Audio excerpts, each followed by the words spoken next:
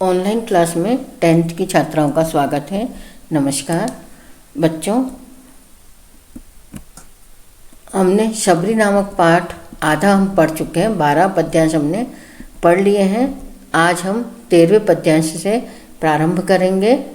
अरे बेर में बेर न होवे, स्वामी को थोड़ा अवकाश, शीघ्र चलूँ मैं कुटिया में से, आतुरता में देखे पास। कहने लगी क्षमा हो भगवन, हुआ आगम में जो अपराध, बेर भेंट को भोजन लाई, युगों युगों से मेरी साथ। शब्दार्थ हैं इसके। बेर यानी बेर का फल, आतुरता यानी शीघ्रता, अगम यानी जहाँ पहुँचा न जा सके, युगों युगों यानी कई युगों से, साथ यानी साध यानी इच्छा कामना। संदर्भ में वैसा ही रहेगा। पाठ का नाम और कवि का नाम प्रसंग में आएगा। इसमें श्री राम लक्ष्मण के खाने की व्यवस्था के संबंध में शबरी की स्थिति का वर्णन किया गया है। शबरी सोचती है कि स्वामी राम के पास बहुत कम समय है। क्या सोच रही हैं कि मेरे जो स्वामी हैं भगवान श्री राम, उनके पास में समय बहुत कम है। उनके खाने के लिए बेर देने में कहीं देर न हो जाए। वो खाने में उनको क्या बेर भेंट कर रही है, बेर खिला रही है, बोर चीज़ को बोलते हैं अपन, उसको देने में मेरे से कहीं लेट न हो जाऊँ मैं। वह अपनी कुटिया से जल्दी चलकर शीघ्रता से उन राम लक्ष्मण के पास पहुंच जाती है। कहने लगी क्षमा हो। शबरी श्री राम लक्ष्मण के पास जाकर कहती है कि हे भगवान, अनजाने में जो विलंब करने का अपराध मुझसे हो गया है, उसके लिए मुझे क्षमा कर दें। क्योंकि मैंने देरी कर दी, उसके लिए मुझे क्षमा कर दें। मेरी कई युगों से जो इच्छा भी थी, उन्हीं बेरों को आपके भोजन के लिए भेंट करने लाई हूँ। कई युगों से मेरी इच्छा थी कि आपको मैं आपका स्वागत करूँ, आपको मैं बेर खिलाऊँ। तो वह बेर खाने की जो इच्छा मेरी थी वो आज पूरी हो रही है। इनमें काव्य सौंदर्य में लिखेंगे, शबरी की श्री राम लक्ष्मण को भेंट मीठे बेर खिलाने की जो इच्छा का वर्णन है। शुद्ध साहित्यिक खड़ी बोली का प्रयोग हुआ है। अनुप्रास, यमक एवं पुनरुक्ति, प्रकाश, अलंकार इसमें है। अगला पद्यांश, केल पत्र पर दोनों को ही थोड़े उसने बेर रखे, भक्त बच्छल ने खूब प्रेम से, तभी उन्हें सानंद चखे। आज उन्हें कुछ वर्ष बाद पुनि, माता की सुधि गिर आई, प्रेममयी जननी ही मानो, भोजन से कानन आई। शब्दार्थ हैं, केल पत्र यानी केले का पत्ता, केले जो रहते हैं उसका पत्ता। भक्त बच्छल यानी भक्त वत्सल, भक्तों से स्नेह करने वाले। सानंद यानी आनंद सहित। सुधि यानी याद। जननी यानी माँ, माता। कानन यानी वन या जंगल। संदर्भ में वही लिखना है। प्रसंग है, शबरी द्वारा परोसे गए भोजन से राम को अपनी माँ की याद आ जाती है। शबरी इतने प्रेम से उनको भोजन कराती है कि उन्हें एकाएकी भगवान श्री राम को कौशल्या की याद आ जाती है। उन्हीं क्षणों का चित्रण इन पंक्तियों में किया गया है। अब व्याख्या है, केल पत्र पर दोनों को ही। शबरी ने केले के पत्तों पर श्री राम और लक्ष्मण दोनों के लिए बेर परोस दिए। भक्तों से अति प्रेम करने वाले श्री राम ने पूर्ण प्रेम तथा आनंद सहित उन बेरों का स्वाद लिया। क्योंकि शबरी बहुत प्रेम पूर्वक खिला रही थी, तो उन्होंने उन प्रेम पूर्वक उन बेरों को खाया। आज उन्हें कुछ वर्ष बाद पुनि। शबरी द्वारा प्रेम पूर्वक परोसे गए भोजन को करते समय श्री राम को कुछ साल बाद फिर अपनी माँ कौशल्या की याद ने घेर लिया। यानी बहुत साल हो गए थे उनको वन में निवास करते हुए, तो जंगल में ही जब माँ शबरी द्वारा पैर परोसे गए तो उन्हें माँ कौशल्या की याद आ गई। उन्हें ऐसा लगा मानो प्रेम भाव की माँ कौशल्या ही भोजन लेकर वन में आई हो। काव्य सौंदर्य में शबरी के वात्सल्य ने राम को अपनी माँ की याद दिला दी। शुद्ध साहित्यिक खड़ी बोली का प्रयोग हुआ है। अनुप्रास एवं उत्प्रेक्षा अलंकारों का प्रयोग इसमें हुआ है। अगला पद्यांश। परम स्वाद आनंद उन्हें जो राजभोग में मिलता था, उससे भी बढ़कर बेरों में स्वयं रसाम्बुज खिलता था। स्मृति बादल प्रेम अश्रु में प्रकट हुए दृग में आकर, शबरी कांप उठी यह देख, पूछ उठी हो भय कातर। शब्दार्थ इनमें परम स्वाद यानी बहुत ज़्यादा स्वादिष्ट श्रेष्ठ स्वाद, रसाम्बुज आनंद का रस, रसाम्बुज इसमें अम्बुज यानी कमल, आनंद रस यानी आनंद, आनंद का कमल, स्मृति यानी याद, अश्रु यानी आंसू, दृग दृग यानी नेत्र, कातर यानी परेशान। संदर्भ में वही लिखेंगे। प्रसंग है इन पद्यांश दोनों पद्यांश का। इस पद्यांश में शबरी द्वारा परोसे गए बेरों के स्वाद से आनंदित श्री राम की भावुक स्थिति का वर्णन किया गया है। परम स्वाद आनंद उन्हें जो, श्री राम को जो श्रेष्ठ स्वाद का आनंद अयोध्या में राजसी भोजन से मिलता था, शबरी द्वारा परोसे गए श्रेष्ठ बेरों में स्वयं आनंद का कमल खिल रहा था। अर्थात उन बेरों में श्रेष्ठतम स्वाद का आनंद भगवान श्री राम को मिल रहा था। स्मृति बादल प्रेम अश्रु में श्री राम की आँखों में माता के याद रूपी बादलों से प्रेम के आंसू निकल पड़े। श्री राम के आँखों में आंसू देखकर शबरी कांप उठी। वह भयभीत हो गई कि मेरे प्रभु श्री राम की आंखों में आंसू क्यों आ गए। तो उसने डर से परेशान होकर श्री राम के आंसुओं का कारण जानना चाहा। काव्य सौंदर्य में प्रेम भाव भरे भोजन के आनंद से विभोर श्री राम की दशा अंकित है। शुद्ध साहित्यिक खड़ी बोली का प्रयोग हुआ है। अनुप्रास एवं रूपक अलंकार इन पद्यांशों में है। अगला पद्यांश। क्या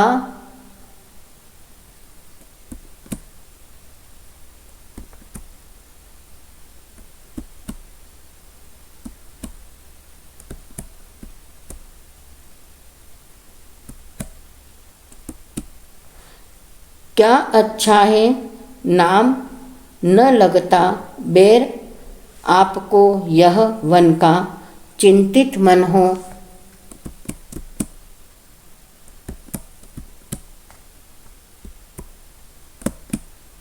चिंतित मन हो मत हो माता शबरी, यह तो है जीवन तन का। फिर क्यों नाथ अश्रु को लाए, हंसकर कहते रघुराई।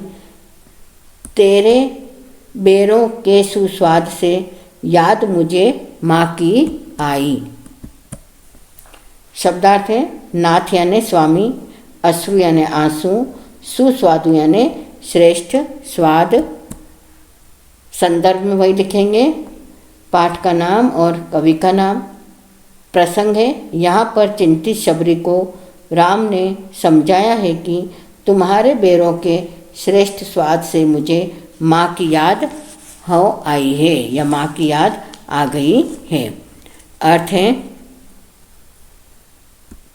श्री राम की आँखों में आंसू देखकर चिंतित शबरी पूछती है कि हे स्वामी, क्या आपको वन का यह बेर अच्छा नहीं लगता है।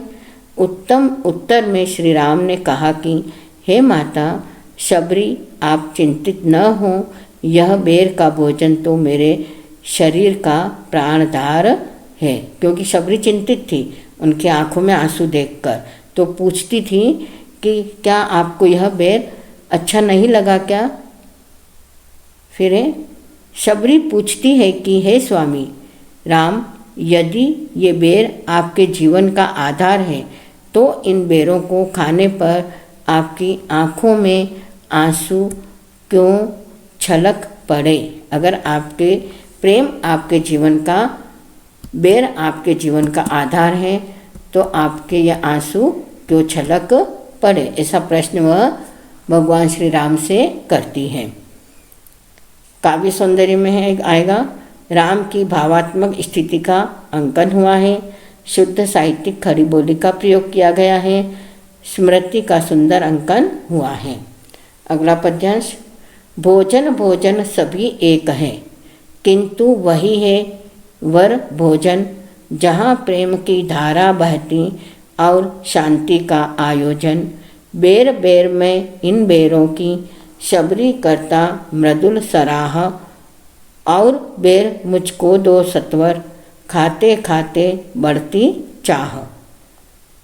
शब्दार्थ है, वर यानी श्रेष्ठ, मृदुल यानी मधुर, बेर बेर यानी बार बार, सराह यानी सराहना प्रशंसा करना, सत्वर यानी शीघ्रता से जल्दी से, चाह यानी इच्छा। प्रसंग है इन पद्यांशों का। यहाँ श्री राम शबरी के प्रेम स्वाद से भरे बेरों के भोजन की सराहना करते हैं। व्याख्या, शबरी को समझाते हुए श्री राम कहते हैं कि भोजन भोजन सभी एक है।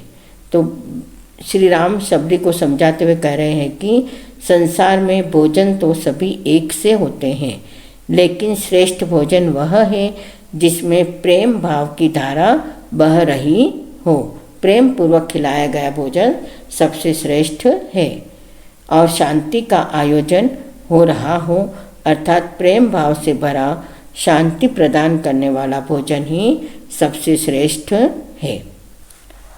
बेर बेर में इन बेरों की, श्री राम कहते हैं कि हे शबरी, मैं तुम्हारे इन मीठे बेरों की बार बार मधुर सराहना करता हूँ। उन बेरों को खाते हुए और अधिक बेर खाने की इच्छा बढ़ती जा रही है, अतः तुम मुझे शीघ्र ही और बेर लाकर दे दो। काव्य सौंदर्य में लिखेंगे, शबरी के प्रेम भरे बेर राम को अति स्वादिष्ट लगते हैं। सरल सरस खड़ी बोली का प्रयोग हुआ है। अनुप्रास एवं पुनरुक्ति प्रकाश अलंकारों का प्रयोग है। अगला पद्यांश, इस कुटिया के द्वार सभी में राजमार्ग को भूला हूँ, ग्रह सा वातावरण देखकर नव वसंत सा फूला हूँ। बेर बेर देती है शबरी, बेर बेर ही उनको बेर, तो भी रघुवर बेर बेर ही कहते हैं लाने को बेर। शब्दार्थ हैं, गृह यानी घर, नव वसंत यानी नए नए बसंत। प्रसंग है, इस पद्यांश में शबरी के मीठे बेरों के स्वाद से प्रसन्न राम की स्थिति का वर्णन किया गया है।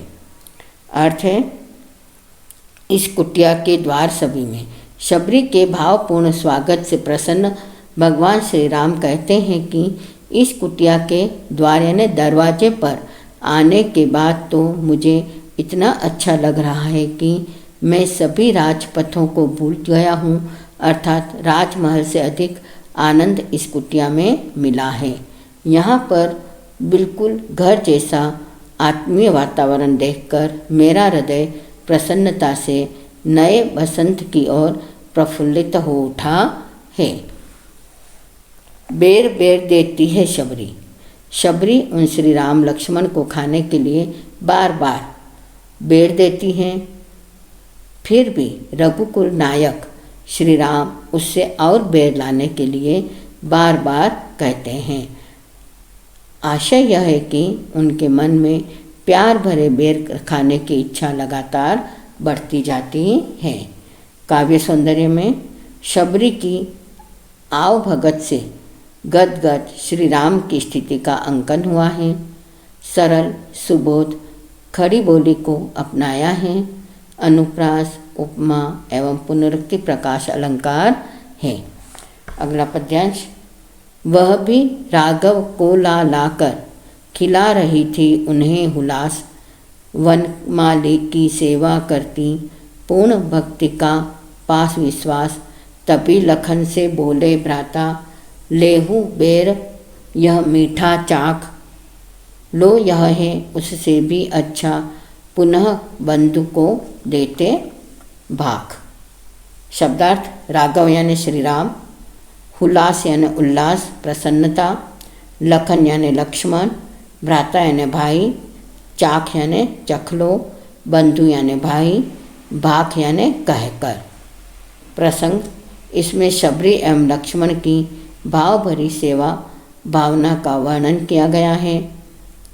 अर्थ है, वह भी राघव को ला लाकर अति उल्लास से भरी अति प्रसन्नतापूर्वक शबरी भी भगवान श्री राम को बार बार मीठे बेर लाकर खिलाए जा रही थी। वह अपनी पूरी भक्ति की सफलता पर विश्वास प्राप्त करते हुए वन के माली श्री राम की सेवा अर्चना करती जा रही थी। तभी लखन से बोले। उसी समय भाई श्री राम ने लक्ष्मण से कहा कि लो इस मीठे बेर का स्वाद चख लो, यह पहले दिया था उससे भी अधिक मीठा है। यह कहते हुए वे भाई को बेर देते जाते हैं। काव्य सौंदर्य में भक्त शबरी के भाव भरे बेर राम को अत्यंत मीठे लग रहे हैं। शुद्ध साहित्यिक खड़ी बोली का प्रयोग हुआ है। अनुप्रास एवं पुनरुक्ति प्रकाश अलंकार है। दोनों ने ही सुधा समाने, खाए बेर उदर भर के, रामचंद्र तब शबरी से यूं बोले मुदित बदन करके। मुनियों के आश्रम होता में दंडक वन में आया हूँ, अमित भांति के सत्कारों से मैं परितृप्त अगाया हूँ। शब्दार्थ हैं।